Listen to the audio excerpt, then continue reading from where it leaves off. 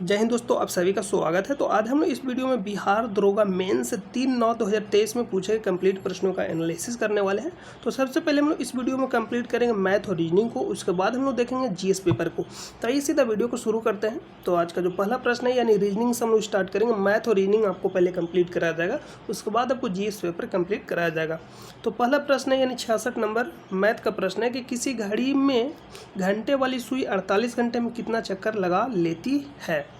तो मान लीजिए एक घड़ी है, तो घड़ी है जो एक चक्कर यानी घंटा वाला जो सुई है पूरा एक चक्कर लगाने में 12 घंटा लगाता है। कितना? 12 घंटा। यानी मान लीजिए कि 12 से चला है तो एक चक्कर कब होगा? जब 12 पर से वापस जाएगा। तो यानी पूरा एक चक्कर लगाने में घंटा वाला जो सुई है यानी घड़ी का जो घंटा वाला सुई है उसको लगता है 12 घंटा। यानी एक चक्कर लगाने में 12 घंटा, तो 48 घंटा में कितना चक्कर लगाएगा? तो 48 में अगर आप 12 से भागा दीजिएगा तो आ जाएगा कितना चक्कर लगाएगा। तो आंसर क्या होगा? 4 चक्कर। नेक्स्ट जो प्रश्न है कि श्याम का स्थान दाएं तथा बाएं दोनों ओर से 8वां है, तो पंक्ति में कुल कितने व्यक्ति हैं? तो इस तरह का जब भी प्रश्न पूछा जाएगा तो मान लीजिए कि एक प्रश्न आपको एग्जांपल देकर बताता है कि जो राम है उसका स्थान बाएं से 16वां है और दाएं से 15वां है, तो इस पंक्ति में टोटल कितने व्यक्ति हैं? तो सबसे पहले आप दोनों को जोड़िएगा, तो दोनों को ऐड करिएगा तो 31 आएगा।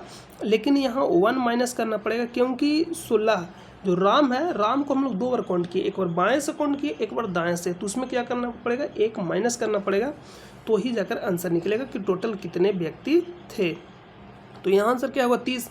तो जो आपसे प्रश्न पूछा गया, प्रश्न में पूछा गया कि श्याम का स्थान दाएं तथा बाएं दोनों से 8वां है, यानी बाएं से भी 8वां और दाएं से भी 8वां है। तो दोनों से 8वां है, तो अगर इसको ऐड करिएगा तो 16 आएगा। 16 में 1 आपको माइनस करना पड़ेगा क्योंकि जो श्याम है उसको हम 2 बार काउंट किए हैं। तो इसका राइट आंसर का ऑप्शन नंबर बी, 15 टोटल व्यक्ति हो जाएंगे पंक्ति में। नेक्स्ट प्रश्न पर चलते हैं। नेक्स्ट है कि किसी वस्तु को 930 रुपये में बेचने पर 7% का हानि होती है, तो वस्तु का क्रय मूल्य ज्ञात कीजिए। यानी वस्तु कितना में खरीदा हुआ, तो कोई भी वस्तु 100% अपने आप में होता है, तो 7% हानि पे बेचा कितना में? 930 रुपये में। इसका कहने का मतलब वो 97 बोल दे क्या 93%, यानी 7% अगर इसमें घटाइएगा 100 में से, यानी 93% में वस्तु को बेचा। यानी 100% में खरीदा, 93% में बेच दिया क्योंकि 7% हानि पे बेच रहा। तो 93% बराबर 930, तो 100% बराबर कितना? तो 100% यही तो क्रय मूल्य है। तो यानी 930 बराबर 93%, तो 93% का तुलना 930 से, और 100% निकालना है तो 100 से गुना कर दीजिएगा, इसको भागा दीजिएगा तो 10 पर में कटेगा, 10 गुने 100 करिएगा तो 1000 आंसर हो जाएगा ऑप्शन नंबर ए। यहाँ पर कैलकुलेशन दिया गया, बाकी आप देख सकते हैं। तो इस तरह से आपको लेन देन नहीं करना। नेक्स्ट जो प्रश्न है 69 नंबर, घनाभ आयत से संबंधित है, तो घन किससे संबंधित होगा? तो नॉर्मल प्रश्न पूछा गया। घनाभ कहने का मतलब है जो घनाभ बनता है आयत के आधार पे बनता है, यानी घनाभ बनाने के लिए उसका आधार क्या होता है? आयत होता है। उसी तरह से घन बनाने के लिए उसका जो यानी उसका जो आधार होता है वर्ग होता है। वर्ग कहने का मतलब चारों भुजा बराबर होगा और आयत में चारों भुजा बराबर नहीं होता। तो इसका राइट आंसर हो जाएगा ऑप्शन नंबर बी। बाकी यहाँ पर सब देख सकते हैं, अगर यहाँ पर हम घनाभ बनाते हैं तो घनाभ कुछ इस तरह का बनता है। तो आप इसको देखिएगा तो इसका जो आधार होता है यानी एक आयत होता है।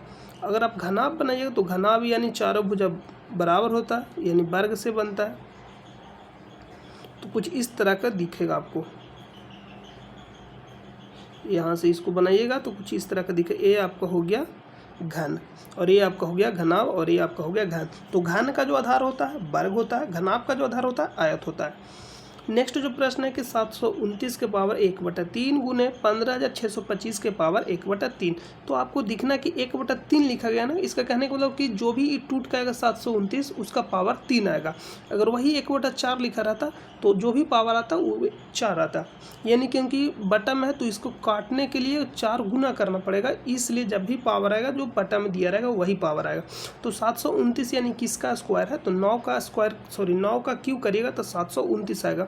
तो 9 का क्यूब यहाँ पर किया हुआ है, तो 9 का क्यूब करिएगा तो 729 आएगा। और पहले से 1/3 यानी गुना होगा तो इसको से इसको कैंसिल हो जाएगा। तो यानी यहाँ बचेगा 9। उसी तरह से इसका करिएगा तो ये 25 का क्यू दिया गया है, तो 25 का क्यू तो उसी तरह से करिएगा, तो 25 का क्यू यानी 25 के पावर 3 गुने 1/3, तो 3 से 3 कैंसिल, तो बचेगा 25, तो 9 गुने 25 करिए तो आएगा 225, ऑप्शन नंबर सी। नेक्स्ट जो प्रश्न है कि दस्ताने हाथ, तो मौजे कहाँ पहना जाएगा, यानी दस्ताने हाथ में पहना जाता है तो मौजे पैर में पहना जाएगा, ऑप्शन नंबर ए। तो ये नॉर्मल प्रश्न आप कर सकते हैं। नेक्स्ट प्रश्न है कि एक बूढ़ा व्यक्ति की ओर इशारा करते हुए राम ने कहा कि उसका पुत्र मेरे पुत्र का चाचा। उस बूढ़े व्यक्ति का राम से क्या संबंध है, तो यानी राम का कौन लगेगा बूढ़ा व्यक्ति। तो इस तरह का जब भी प्रश्न पूछेगा तो खुद का रिलेशन पे जाइएगा और बनाइएगा। तो एक मान लीजिए कि एक बूढ़ा व्यक्ति को राम इशारा करता है, तो हम मान लीजिए राम है और हम इशारा करते हैं एक बूढ़ा व्यक्ति की ओर, तो बूढ़ा व्यक्ति को इशारा करते हुए राम ने कहा, यानी हम कहें कि उसका पुत्र यानी बूढ़ा व्यक्ति का पुत्र मेरे पुत्र का, यानी मेरे पुत्र का क्या है, चाचा है, तो यानी उसका जो पुत्र हुआ मेरा भाई हुआ, तभी तो चाचा लगेगा मेरा पुत्र का, यानी उसका पुत्र मेरा भाई, तो यानी हम दोनों हो गए भाई, तो यानी बूढ़ा व्यक्ति क्या लगेगा, पिता लगेगा, तो ऑप्शन नंबर ए। तो अगर आप नहीं समझे तो फिर से यानी एक बार खुद से इसको ट्राई करिएगा इस तरह से बनाने का। हालांकि हम यहाँ तो आपको कॉन्सेप्ट सिखाए देंगे, लेकिन जब भी अगर आप इस तरह से प्रश्न अगर बनाने के लिए सीख गए, यानी खुद के रिलेशन पे जाना, तो आप कहीं भी प्रश्नों को जल्दी से सोल्व करिएगा और आपको कोई भी कन्फ्यूजन नहीं होगा। तो इसका राइट आंसर का ऑप्शन नंबर ए। एक और हम आपको फिर से बताते हैं, यानी एक राम है, यानी मान लीजिए हम राम है, हम बूढ़ा व्यक्ति को इशारा कर रहे हैं, तो जो बूढ़ा व्यक्ति को इशारा कहते हुए हम कहें कि उसका पुत्र, यानी किसका, बूढ़ा व्यक्ति का पुत्र मेरे पुत्र का चाचा, यानी बूढ़ा व्यक्ति का जो भी पुत्र होगा मेरे पुत्र के चाचा है, तो यानी बूढ़ा व्यक्ति का जो पुत्र होगा मेरा क्या लगेगा, भाई लगेगा। तो बूढ़ा व्यक्ति से मेरा क्या संबंध होगा, यानी पिता का, तभी तो भाई लगेगा। तो कह सकते हैं सर चाचा भी तो हो सकता है, बिल्कुल हो सकता है, लेकिन ऑप्शन में नहीं दिया गया। नेक्स्ट प्रश्न पर चलते हैं। नेक्स्ट जो प्रश्न है कि निम्नलिखित विद्रोह को क्रम में सजाइए। यहाँ पास बीच में कहा गया है जीएस, तो जीएस पेपर को आप कर लीजिए। यहाँ पर जो दिया गया अहमदाबाद आंदोलन, चंपारण सत्याग्रह, खेड़ा। तो खेड़ा कब हुआ था, 1918, चंपारण 1917 और अहमदाबाद 1918। तो इसका राइट आंसर क्या होगा, यानी पहले 2 नंबर आएगा, तो 2 नंबर एक ही ऑप्शन में 2, फिर उसके बाद अहमदाबाद आंदोलन आएगा, उसके बाद खेड़ा। तो आ वाला पहले आएगा, उसके बाद खा, तो यानी पहले चंपारण सत्याग्रह, उसके बाद अहमदाबाद आंदोलन, उसके बाद खेड़ा सत्याग्रह, ऑप्शन नंबर सी। नेक्स्ट जो प्रश्न है, नेक्स्ट प्रश्न है कितने मूलधन का 6% वार्षिक दर से 10 वर्ष में साधारण ब्याज 120 रुपया प्राप्त होगा। तो साधारण ब्याज का फॉर्मूला क्या होता है, साधारण ब्याज बराबर होता है यानी सिंपल इंटरेस्ट, तो ऐसा लिख देते हैं। तो ऐसा बराबर होता है मूलधन गुने रेट गुने समय बटा 100, यही होता है सिंपल। यानी साधारण ब्याज आपको निकालना है, तो साधारण ब्याज बराबर मूलधन गुने दर गुने समय गुने बटा 100। 100 इसलिए आता है क्योंकि यहाँ रेट का जो परसेंटेज होता है उसी का परसेंटेज बटा में 100 आता है। तो P यानी मूलधन आपको दिया नहीं गया है, ऐसा ही दिया गया है, यानी कितना है, तो ऐसा 120 रुपया है, तो साधारण ब्याज 120 रुपये हो जाएगा। मूलधन नहीं दिया गया तो मूलधन निकालना है। रेट दिया गया 6% और जो T दिया गया 10% और इसको बटा में 100, तो 10 से 10 यानी 0 से 0 कैंसिल हो जाएगा। 6 से 120 जो काटिएगा तो 20 बार में कटेगा और 10 गुने 20 करिएगा तो 200। तो आप कैलकुलेशन कर लीजिएगा। तो इसका राइट आंसर का जो ऑप्शन नंबर सी 200। नेक्स्ट प्रश्न पर चलते हैं। नेक्स्ट जो प्रश्न है 74 के बाद 75 नंबर कि 5/11 और 11/5 का योग क्या होगा। तो योग तो आप कर ही सकते हैं, बहुत ही नॉर्मल प्रश्न है। इसका योग करिएगा तो 5/11 प्लस 11/5 एलसीएम लीजिएगा तो 55 आएगा। भागा दीजिएगा 11 से 55 में, 5 बार में कटेगा तो 25। उस तरह से 5 से 55 में भागा दीजिए 11 बार में, 11 गुने 11 करिए 121, जोड़िएगा 146/55। तो इसका जो right answer option number A.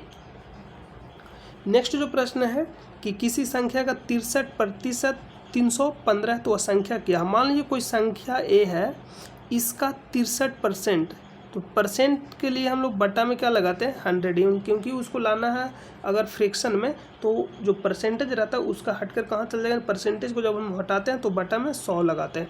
तो बराबर कितना हो जाएगा 315। यानी ये प्रश्न जो कह रहा है कि किसी संख्या का, तो ए एक संख्या है, इसका 63% यानी इसका 63% 315 है, तो वह संख्या क्या है यानी ए निकालना है। तो इसको जब आप कैलकुलेशन करिएगा तो यहाँ से इसको जब आप काटिएगा तो 5 बार में कटेगा, तो 5 बार में भाग लगेगा, यानी 63 गुने 315 कितना बार में कटेगा, 5 बार में, और 100 से 5 गुना करिएगा तो 500, ऑप्शन नंबर ए। नेक्स्ट जो प्रश्न है कि शब्बीर ने 132 में एक खिलौना खरीदकर इसे 15% लाभ पर बेच दिया। खिलौने का विक्रय मूल्य क्या है? यानी जो शब्बीर है एक खिलौना खरीदा है 132 में और 15% लाभ पर बेचना चाहता है। तो कोई भी वस्तु अपने आप में 100% होता है, तो 15% लाभ कमाना चाहता है, इसका कहने का मतलब 115% पे बेचेगा। तो यानी 132 है क्या है, ये 100% के बराबर है, यानी 100% बराबर 132। तो 15% लाभ पे निकालना है तो 115% आपको निकालना है, तो 115% निकालना है तो परसेंटेज के बदले हम लोग बटा में 100 लगाएंगे। तो इसको से इसको कैंसिल करिए, यहाँ पर जब आप कैलकुलेशन करिएगा तो इसका जो टोटल निकल कर आएगा 51.80, ऑप्शन नंबर डी। कैलकुलेशन कर लीजिएगा। नेक्स्ट जो प्रश्न है कि एक जीप 60 किलोमीटर प्रति आवर की गति से 8 घंटे में अपनी यात्रा पूरी कर सकती है। यानी कोई जीप है जो 60 किलोमीटर प्रति घंटा के गति से चलता है, तो 8 घंटा में अपनी यात्रा पूरी कर सकती है। यदि समान दूरी 5 घंटे में तय की जानी है तो जीप की गति क्या होना चाहिए? तो सबसे पहले आप दूरी निकाल लीजिए कि कोई भी एक गाड़ी गया 60 किलोमीटर के चाल से, तो जो दूरी है 8 घंटा में तय कर लिया। तो हम पहले देखेंगे दूरी कितना तय किया, तो गुना करिएगा 60 गुने 8 तो कितना आएगा, 8 6 48, यानी 480 किलोमीटर दूरी है। यानी ए से बी तक हमको जाना है, तो दूरी पता चल गया। अभी इसी दूरी को 5 घंटा में तय करना है, तो स्पीड क्या होना चाहिए, तो 5 से भागा दे देंगे, स्पीड पता चल जाएगा। तो इसका आंसर क्या हो जाएगा, तो इसका जो आंसर निकल कर आएगा, यानी 5 से भागा दीजिएगा तो 8 6 48, तो 5 से इसको भागा दीजिएगा तो यहाँ पास भागे तो 9 5 45, यानी 9 बार में लगेगा, और 45 यानी 30 यानी 60, यानी हो गया कितना 6 5 30, यानी 30 बचेगा तो 6 बार में, ऑप्शन नंबर डी 96 किलोमीटर बराबर। नेक्स्ट जो प्रश्न है कि दो भिन्न संख्याओं का योग 9/30 है, 9/10 है। यदि इनमें से एक भिन्न 8/9 है तो दूसरी भिन्न संख्या क्या है? यानी दो भिन्न संख्या है, तो दो भिन्न संख्या है यानी x भिन्न, हालांकि x नहीं बनाता है, x/y मान लीजिए, ये भिन्न संख्या, यानी ऐसा दो भिन्न संख्या दोनों का योग 9/10 है, उनमें से एक भिन्न संख्या का मान दिया गया है 8/9। तो ये जब आप दोनों को जोड़िएगा तो टोटल आएगा 9/10। तो पूछ रहा है जो भिन्न संख्या नहीं दिया गया उसका मान क्या होगा, यानी x/y आपको निकालना है। तो यहाँ प्लस में इधर जाएगा तो क्या होगा माइनस में, यानी 9/10 माइनस 8/9। इसका एलसीएम लीजिएगा 90 आएगा, इसको भागा दीजिएगा तो 9 बार में 9 9 81, इसको दीजिए 10 यानी 80, यानी 1/90 घट कर आएगा। 81 में से 80 जगह 1 और 1/90, यानी ऑप्शन नंबर ए। नेक्स्ट प्रश्न पे चलते हैं। नेक्स्ट जो प्रश्न है कि 42 वृक्षों वाले एक बगीचे में 3/7 पेड़ नीम के हैं और शेष आम के हैं, तो आम के पेड़ों की संख्या कितनी है? यानी 3/7 पेड़ है, नीम का है, यानी टोटल 7 भाग। इस तरह का जब भी आप प्रश्न बनाइएगा तो नीचे वाला क्या कहलाता है, टोटल, यानी 7 भाग टोटल, उसमें से 3 भाग नीम है, तो बाकी बचा पेड़ आम होगा। तो यानी कहने का मतलब 3/7 भाग नीम है, तो 4/7 भाग होगा आम होगा, यानी क्योंकि टोटल नीचे वाला कहलाता है। तो टोटल अपने आप में 7 है, तो 7 में 3 क्या है नीम, तो 4 क्या बचा आम, तो यानी 4/7 क्या होगा आम होगा। तो 42 का 4/7 आप निकालिएगा तो इसका हो जाएगा 6 6 चौका 24, यानी ऑप्शन नंबर बी, यानी आम की संख्या कितना हो जाएगा 24। नेक्स्ट जो प्रश्न है कि 10 आदमी एक दीवार 8 दिन में पेंट कर सकते हैं, यानी जो 10 आदमी है एक दीवार को 8 दिनों में पेंट कर सकते हैं।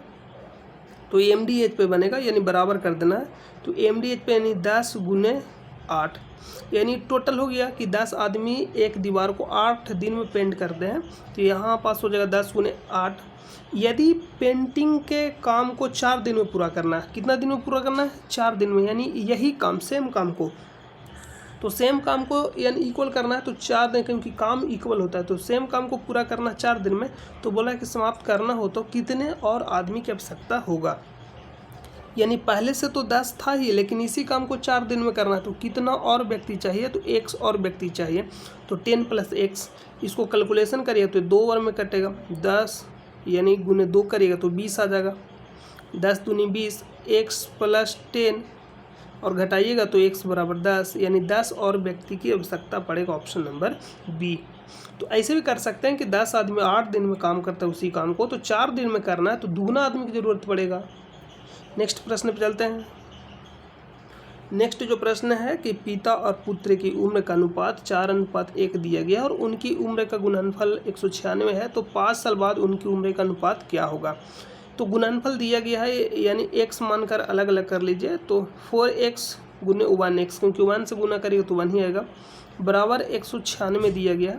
इसको गुना करिएगा तो 4x² बराबर 196, इसको जब आप भागा दीजिएगा तो 4 चौका 16, यानी 4 बार में कटेगा 3, 9 चौका 36, यानी 49 आएगा। x² बराबर 49, तो x बराबर कितना आएगा 7, यानी x² बराबर 49, तो x बराबर कितना आ जाएगा 7 आ जाएगा, क्योंकि रूट निकालिएगा इसको तो इधर रूट में चला गया तो 49 का वर्गमूल कितना हो जाएगा 7, तो यानी x का मान 7 आ गया, तो 4x का बराबर कितना हो जाएगा 7 चौका 28, और x बराबर कितना हो जाएगा 7।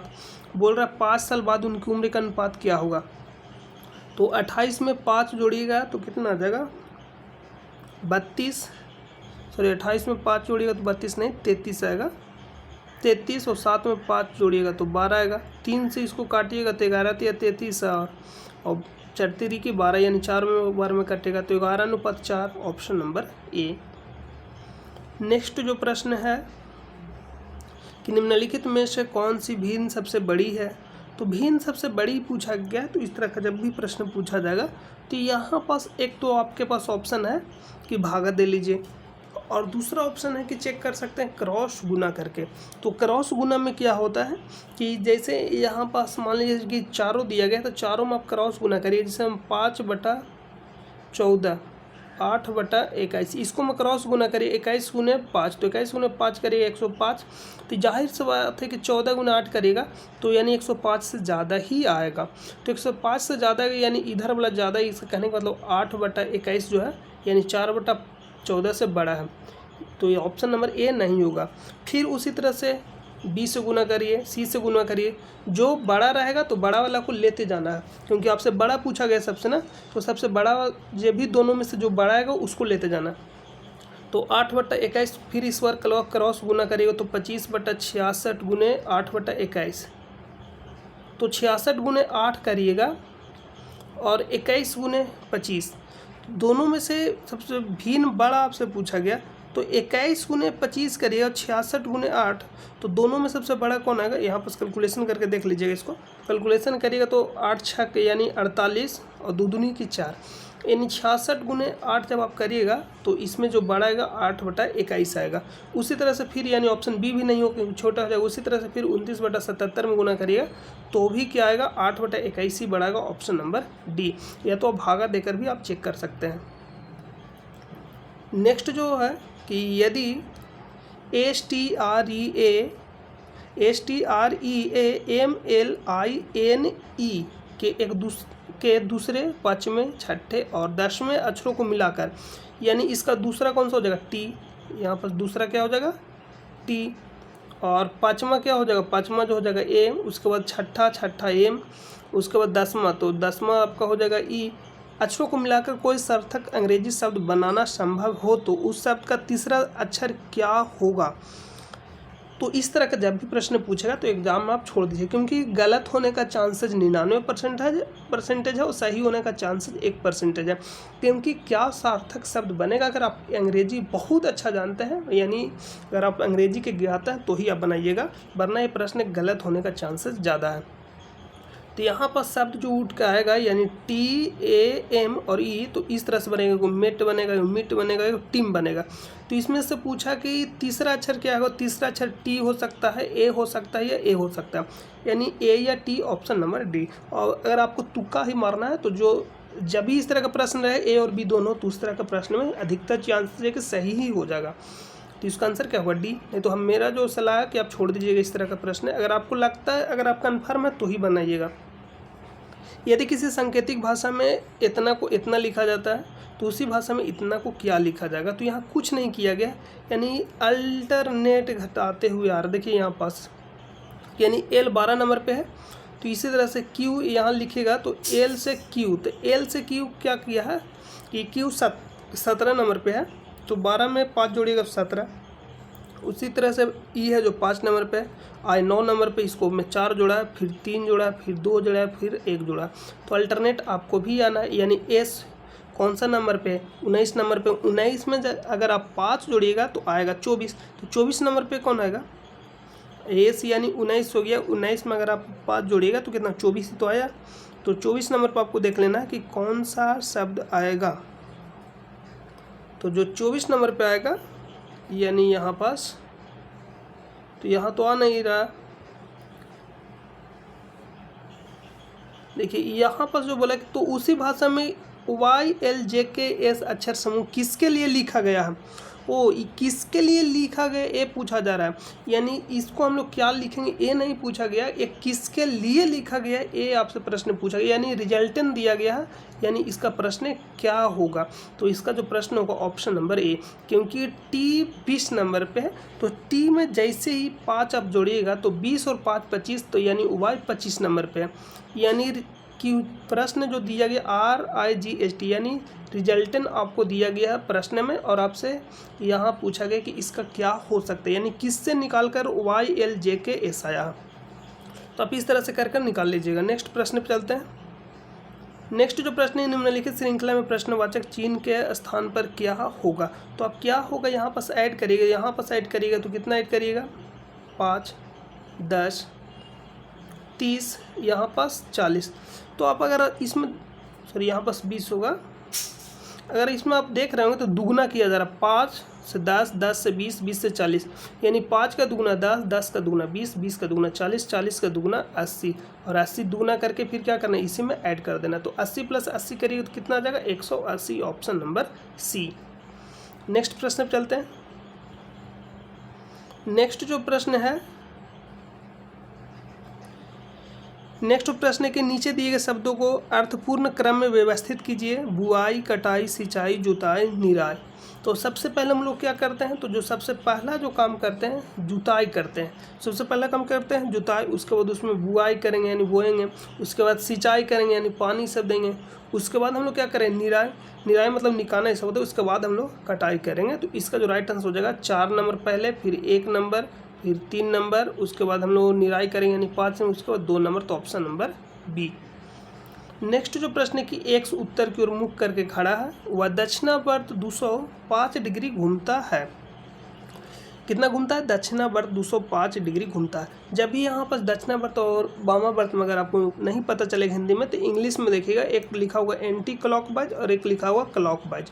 क्लॉकवाइज कहने का मतलब घड़ी की दिशा में, और एंटी क्लॉक कहने का मतलब है, एंटी क्लॉकवाइज कहने का मतलब घड़ी के विपरीत दिशा में। तो यहाँ पर बोला कि एक्स उत्तर की ओर मुख करके खड़ा है, वह दक्षिणावर्त 205 डिग्री घूमता है। कौन सा वर्त घूमता है, दक्षिणावर्त 205 डिग्री। दक्षिणावर्त कहने का मतलब क्लॉकवाइज होता है। दक्षिणावर्त कहने का मतलब क्या होता है, क्लॉकवाइज। तो मान लीजिए कि कोई ए है, इधर के मुंह करके खड़ा है, तो जैसे ही घूमेगा, यानी इस तरह से हम यहाँ पर बना लेते हैं कि जैसे ही उत्तर की ओर मुंह कर खड़ा है तो यानी 205 डिग्री घूमता है। तो ये अपने आप में टोटल 180 डिग्री, यानी पूरा लाइन इस पे। तो 205 तो 80 कहने का मतलब है कि 25 डिग्री थोड़ा और आगे तक जा सकते हैं, यानी यहाँ से जब इस तरह से घूमेगा तो कुछ यहाँ तक आएगा, इस साइड तक, ठीक है। उसके बाद पुनः 160 डिग्री वामावर्त घूमता है, यानी पुनः फिर वापस आ जाता है 160 डिग्री। तो इस तरह से जब भी प्रश्न दिया जाएगा तो आपको क्या करना है, घटा लेना है। तो जैसे ही अगर आप इसमें से घटाइएगा तो घट कर कितना आ जाएगा 35 डिग्री। कितना आएगा 35 डिग्री, यानी मूल स्थान से मेनली 35 डिग्री ही चला, क्योंकि 205 चला फिर वापस 100 कितना आ गया 60, यानी कुछ यहाँ आएगा। तो जब यहाँ आएगा तो अब वह किस दिशा में है, तो जो दिशा यहाँ निकालेगा तो ये आएगा उत्तर और पूरब, यानी ऑप्शन नंबर ए, उत्तर और पूरब, ऑप्शन नंबर ए। नेक्स्ट जो प्रश्न है, ए बेटी है एच की, जिसका पति है एक्स। एक्स की केवल एक ही संतान है, एम विवाहित है ए से, एम का ए से क्या संबंध है। तो इसका बनाने का तरीका इसी तरह से जो यहाँ पास दिया गया, तो इसी तरह से बोल रहे ए बेटी है एच की, ए जो बेटी है एच की, तो जो मतलब रिलेशन में नीचे रहेगा यानी छोटा रहेगा उसको आपको नीचे रखना। जैसे एच यहाँ पास बोल रहा है कि एच की यानी बेटी कौन है ए, तो यहाँ ए नीचे रखा गया, यानी एच की बेटी ए है, तो ए बेटी कहने का मतलब फीमेल है, तो माइनस उस पर दे देना, तो जिससे आपको पता चलेगा। या लिख भी दीजिए बेटी है ए। फिर बोला गया कि एच की जिसका पति एक्स है, तो पति एक्स है तो यानी ई पुरुष हो गया, तो महिला एच हो जाएगी। उसके बाद बोला कि एक्स की केवल एक ही संतान है, एक्स की केवल एक ही संतान है, एम विवाहित है, एम विवाहित है ए से, एम विवाहित है ए से, तो एम विवाहित यहाँ पास ए से हो गया, यानी यहाँ पास ए से, तो ए लड़की है तो एम क्या होगा लड़का, यानी एम प्लस हो जाएगा। एम का ए से क्या संबंध है, एम का ए से क्या संबंध है, यानी ए का एम कौन लगेगा, ये प्रश्न आपसे पूछा जा रहा है, तो एम कौन लगेगा ए का, पति, ऑप्शन नंबर बी। नेक्स्ट जो प्रश्न है कि मान लीजिए कि अभय भास्कर से लंबा है, इस तरह का जब भी प्रश्न पूछा जाए, अभय भास्कर से लंबा है, चंदन भास्कर से लंबा है, ईश्वर चंदन से लंबा है, तो इस तरह का प्रश्न है जब भी तो आपको लिखते जाना है। और धीरज सबसे लंबा, यानी धीरज को हम डी लेते हैं, सबसे लंबा है, और ईश्वर चंद्र से लंबा है, और चंद्र अभय से क्या है लंबा है, तो अभय भास्कर से लंबा है, तो यानी यहाँ भास्कर को बी लिख देते, भास्कर से लंबा अभय है तो यानी अभय ए लिख देते हैं, और चंद्र यानी अभय से लंबा है तो चंद्र यानी सी, तो ए से भी लंबा सी हो जाएगा। ईश्वर चंद्र से लंबा यानी ईश्वर यानी एस, इससे भी लंबा तो एस आगे हो जाएगा। तो इस तरह से अरेंज फॉर्म में कुछ आएगा, तो डी के बाद एस, एस के बाद सी के बाद ए के बाद बी। तो बोल रहा है कि तो मध्य स्थान पर कौन बैठेगा, सी यानी चंद्र, ऑप्शन नंबर सी। नेक्स्ट जो प्रश्न है, निम्नलिखित प्रश्न में दिए गए विकल्पों में प्रश्न वाचक चिन्ह के स्थान पर आने वाली संख्या ज्ञात कीजिए। तो क्या आएगा, ये आपसे प्रश्न पूछा जा रहा है। तो 6 से 21, 21 से 24, 24 से 84, 84 60 से 61, 61 से 22 71 और 22 से 71 से, यानी फिर वापस यहाँ पास की प्रश्न संख्या प्रश्न मार्क, उसके बाद 80 94, यानी किस तरह से है। तो देखिए यहाँ पास अगर आप देखिएगा 6 के 12, 6 दूनी कितना होता है 12, 12 को उल्टा करिएगा तो 21 हो जाएगा, कितना हो जाएगा 21, यानी 6 दूनी 12, 12 का उल्टा करके लिखिएगा तो 21 लिखागा। उसी तरह से क्या होगा, यानी 21 दूनी 42, तो 21 दूनी 42, 42 का उल्टा करिएगा तो हो जाएगा 24, तो यहाँ पर देखिए 24 लिखा है, 24 गुना करिए दुगना, तो 24 गुना दुगना करिएगा तो 24 गुना 2 करिएगा तो आएगा 48, 48 का उल्टा करिएगा तो आएगा 84। उसी तरह से गुना करके क्या किया, दुगना करके संख्या को उल्टा कर दिया, यानी अंक को उल्टा करके लिख दिया। तो 22 71 का जब अगर आप उल्टा करिएगा, देखिए यहाँ पर कैलकुलेशन किया गया है, तो जब आप इसको उल्टा करिएगा तो जो आएगा 45 42, सॉरी गुना करिएगा दुगना यानी 22 से 71 को तो आएगा 45 42, और इसको उल्टा करिएगा तो 2 से लिखना, पहले 2 लिखेंगे उसके बाद 4 उसके बाद 5 उसके बाद 4, यानी 24 54, तो इसका आंसर क्या हो जाएगा 24 54, ऑप्शन नंबर बी। नेक्स्ट प्रश्न है, निम्न शब्दों के लिए उपयुक्त वेन आरेख का चयन करें। तांबा पुस्तक तार, तो तार एक प्रकार का तांबा हो सकता है यानी कॉपर हो सकता है, लेकिन पुस्तक से इसका कोई रिलेशन नहीं, तो पुस्तक बिल्कुल अलग रहेगा, बिल्कुल भी अलग रहेगा, और तार और तांबा का संबंध है तो यानी दो को आपस में संबंधित रहेगा। तो ऐसा कोई भी ऑप्शन दिख रहा है क्या, ऑप्शन ए भी नहीं है, ऑप्शन बी भी नहीं, ऑप्शन सी भी नहीं, तो ऑप्शन डी ही एक दिख रहा है, तो आंसर क्या हो जाएगा डी।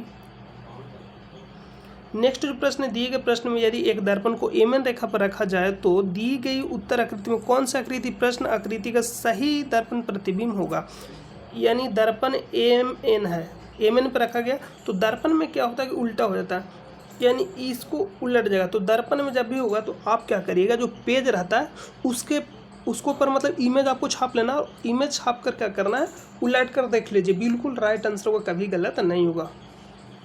तो इसका जो राइट आंसर होगा कुछ इस तरह से यानी बनेगा, इस तरह से देखिए, इसको हम उल्टेंगे तो कुछ इस तरह से आएगा, इस तरह से इसको जब आप उलटिएगा तो इसका जो राइट आंसर हो जाएगा ऑप्शन नंबर बी।